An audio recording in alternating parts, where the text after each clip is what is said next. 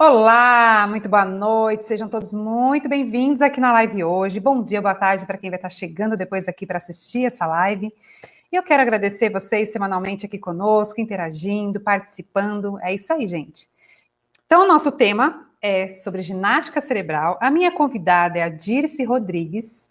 Ela é psicóloga, especialista em terapia comportamental pela USP e mestre em psicogerontologia. Seja muito bem-vinda, obrigada mais uma vez por estar aqui conosco, compartilhando um pouco mais, dessa riqueza que é os conteúdos de saúde. Boa noite, Vanessa, boa noite a todos que estão nos acompanhando. É um prazer estar com você, com a revista Estilo VIP, nessa discussão tão importante sobre a saúde, como você falou, da prevenção, Vanessa? E acho que a nossa conversa de hoje sobre a ginástica cerebral, a gente vai falar bastante em relação à parte preventiva do cuidado do nosso cérebro, Então, agradeço o convite, Fale pra gente, nós que somos leigos não entendemos nada sobre o assunto.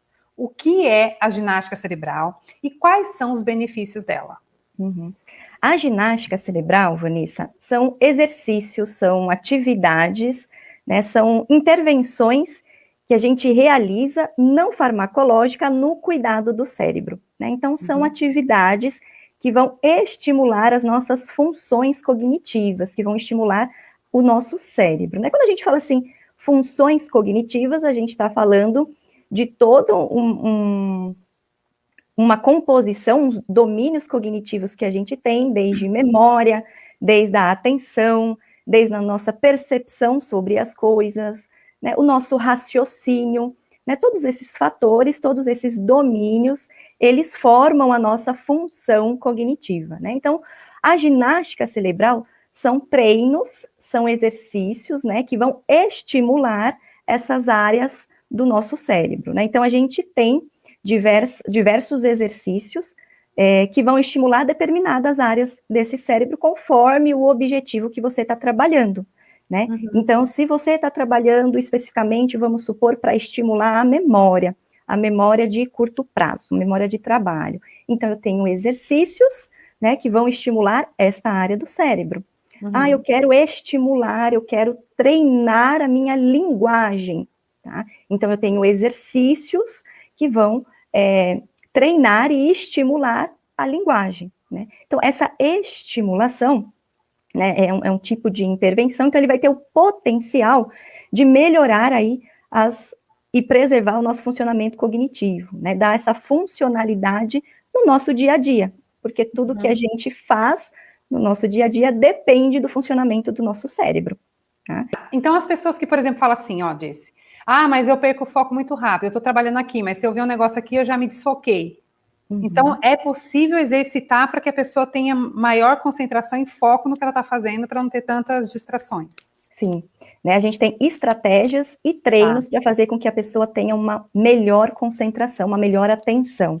Então, a gente tem exercícios que vai fazer com que, para ela conseguir ter a resolutividade daquele exercício, ela tenha que se concentrar, ela tenha que deter a atenção, E isso é realizado por treinos. Então, a gente começa num nível de dificuldade mais fácil, Conforme a pessoa vai respondendo a esse exercício, a essas atividades, a gente vai aumentando o nível de dificuldade, para que a gente estimule toda a área neural do nosso cérebro,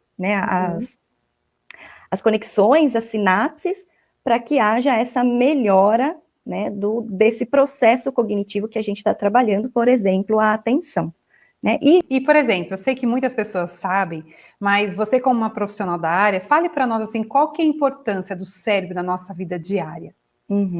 O cérebro, Vanessa, ele é importante para tudo na nossa vida, Então, desde o momento que a gente está conversando aqui, todas as minhas funções cognitivas, elas estão funcionando, e a sua também, para a gente poder interagir, Então, no momento que você me faz uma pergunta, eu vou buscar lá no meu conhecimento, esse conhecimento que eu tenho retido na minha memória, sobre a pergunta que você fez, e aí eu vou codificar a sua pergunta, levar lá para o meu cérebro, O meu cérebro faz todo esse processamento, esse entendimento do que você perguntou, e aí eu busco aquilo que eu sei que está armazenado, tá? E aí eu te respondo. Então, isso é um exemplo de funcionamento do nosso cérebro, né? Há alterações no funcionamento cerebral conforme nós vamos nos envelhecendo? Uhum. Há toda uma alteração não só no cérebro, né, mas também no nosso organismo como um todo. Tá? Uhum. Então, a gente percebe no processo do envelhecimento, e esse processo não é só após os 60 anos, né? Então, desde o momento que a gente nasce, nós estamos nesse processo de envelhecer. Então, nós percebemos toda a nossa alteração física, corporal, metabólica, né, de pele, o cabelo, a gente percebe todas essas alterações, né? E o nosso cérebro também, né, sofre essas alterações, e alterações naturais desse processo do envelhecimento, né? E quando a gente fala de alteração, a gente também precisa entender como que esta pessoa está se comportando durante esse processo de envelhecimento. Ou seja, né, como que é a alimentação, né, da pessoa nesse processo de envelhecimento, qual é a qualidade do sono nesse processo de envelhecimento, tá? Quais são os níveis de estresse que a gente tem no dia a dia e como que a pessoa lida com esse estresse, todos esses fatores, né, tanto biológico, quanto ambiental, quanto psicológico, eles vão influenciar neste processo de envelhecimento, como eu envelheço, né, e principalmente também na condição do envelhecimento do cérebro. Na vida do idoso, qual é qual é o maior benefício que o idoso pode ter com a ginástica e a partir de qual idade que entra a prevenção? O benefício da ginástica, ele acontece principalmente se a gente for pensar nas atividades de vida diária, né, na sua capacidade funcional, de funcionar, né, no seu dia a dia.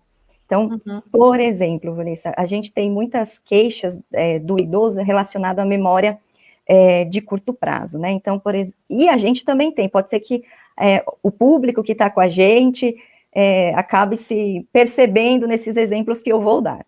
Então, vamos lá. Peguei a chave do carro, guardei, coloquei em algum lugar e eu não lembro onde eu coloquei a chave do carro. Aí eu reviro a casa para poder achar onde está a chave do carro. Né? Tô falando no celular, tô lá no WhatsApp, ao mesmo tempo que eu tô fazendo o arroz, ao mesmo tempo que eu estou respondendo uma outra pessoa no WhatsApp, e aí, de repente, eu queimo o arroz. Eu esqueço que o arroz está no fogo. Né? Então, assim, a prevenção, ela acontece desde o início da criança, né, na sua estimulação. Né? Então, sempre tem que estar estimulando. Sempre tem que estar estimulando. Com objetivos diferentes, vamos se dizer assim, Vanessa. Quando a gente pensa na criança, a gente vai estar prevenindo a criança para dificuldades futuras, quando a gente pensa na função cognitiva, né? Então, quando você estimula a criança a ter atenção naquilo que ela está fazendo, né, o processo de aquisição de aprendizagem dela na escola acaba sendo mais fácil, muitas vezes melhor, né, porque ela vai aprendendo a se concentrar na tarefa. Tá? Se a gente pensar no adulto, tá? O adulto, na sua fase que está trabalhando. Tá? Então, ele tem diversas tarefas para ele fazer ao mesmo tempo lá no seu ambiente de trabalho. Tá? E a partir de um determinado momento, vamos supor que ele está com uma sobrecarga de serviço, pode ser que algumas dessas atividades ele diminua a produtividade dele. Então, a gente tem exercícios e também estratégias para este adulto potencializar o seu ritmo de trabalho, tá? E manter, vamos supor, a atenção naquilo que ele está fazendo, ou melhor dizendo, ter uma atenção distributiva, né? Então, ele conseguir ter a sua potencialidade no que ele está fazendo em diversas tarefas. O idoso, quando tem um declínio, né, uma dificuldade de memorizar nomes, ou esquece aquilo que está falando, ou guarda as coisas em algum lugar e não lembra, esquece. Às vezes não é nem o idoso, hein? Às vezes tem gente jovem aí assim. Também tem, né? Ou passou o horário de tomar o remédio, não lembra se tomou o remédio. Então, são exercícios que a gente consegue fazer para as funções que envolve todo esse tipo de comportamento, que são várias funções, né? E também estratégias para poder lembrar. Uma pessoa que já está, um idoso, né, que já está com um comprometimento cognitivo, e ele tem muita dificuldade de ter a atenção no que o familiar está falando. Então, aí a gente trabalha com o familiar, por exemplo, na hora da conversa, falar o nome deste idoso para que ele se atente, tenha contato visual no que a pessoa está falando, né? Uma outra estratégia é reduzir a quantidade de informação. Então, você ser mais objetivo naquilo que você tem que falar, tá?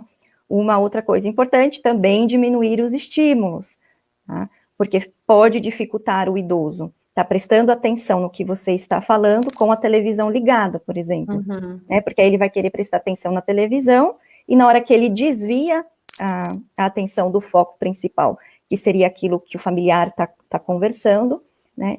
Ele pode não reter a informação, perder aquilo que você falou naquele momento que ele desviou a atenção e vai prejudicar, né, a compreensão desse idoso.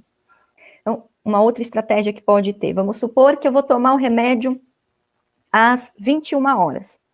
E às 21 horas, esse idoso, ele assiste a novela, tá? Se eu colocar a caixinha do remédio, né, ou aquele separador para não ter confusão se tomou, se não tomou, ter esse controle, né, na cozinha e às 21 horas ele está na sala, né, possivelmente ele vai esquecer e não vai tomar o medicamento, né? Então, o que é importante? Vamos colocar o medicamento da 21 horas, se ele está lá na sala para assistir a novela, perto do controle remoto, né? Isso. Ele vai tomar o remédio antes de deitar. Então, eu vou colocar o remédio, e ele escova o dente antes de deitar. Então, eu vou colocar o remédio ao lado da escova de dente, né, para que tenha esses estímulos. Como que o idoso, o familiar, pode estar buscando ajuda para começar a treinar? São exercícios, né? A gente tem utilização, por exemplo, de jogos. Tá? Então, tem jogos que a gente pode utilizar para poder fazer treino cognitivo. São atividades bem dinâmicas. Então, tem recursos audiovisual, tem recursos da internet que a gente pode utilizar para fazer esses treinos. Uma das dinâmicas que a gente pode utilizar para trabalhar essas 3 funções cognitivas. Percepção. Vamos supor que a gente vai trabalhar com a percepção tátil, com a percepção gustativa e com a percepção olfativa.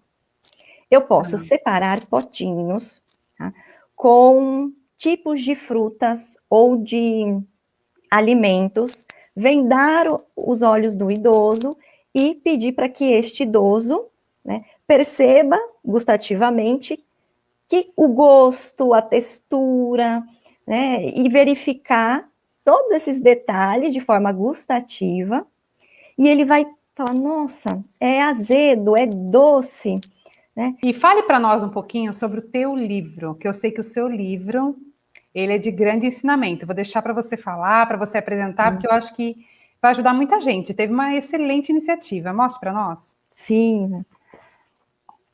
Esse daqui é o livro Dinâmicas de Grupos, né? Olha que legal. Muito bacana. Ele é um livro, Vanessa, bem dinâmico e didático, tá? Ele é bem ilustrativo. É um livro de exercícios, né? É um livro de exercício, tá? Então, a gente tem no livro a atividade a ser desenvolvida. Então, o exercício é só o autor. Tá? Então, ele tem o objetivo a ser trabalhado. Tá? Então, eu vou ler aqui para vocês.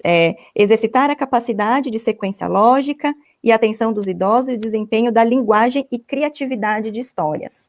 Tá? Tem o material a ser utilizado e o procedimento. Então, como que eu vou realizar essa atividade para poder trabalhar esses fatores cognitivos, né? E aí tem a parte ilustrativa também. Tá. Olha que bacana. É bem dinâmico, né? É bem dinâmico. Ele vai falar como dividir, né, se for trabalhar com grupos de idosos, como fazer a divisão desses idosos, como solicitar para realizar a atividade. Então, a gente foi percebendo a necessidade que se tinha nessa atuação de ter atividades lúdicas mesmo, para poder trabalhar com o idoso, com este objetivo, né, de ser um treino, de ser uma estimulação cognitiva, ao mesmo tempo que tornar, né, a vida desse idoso mais agradável, né, de poder trabalhar com um grupo algo mais leve, mais divertido.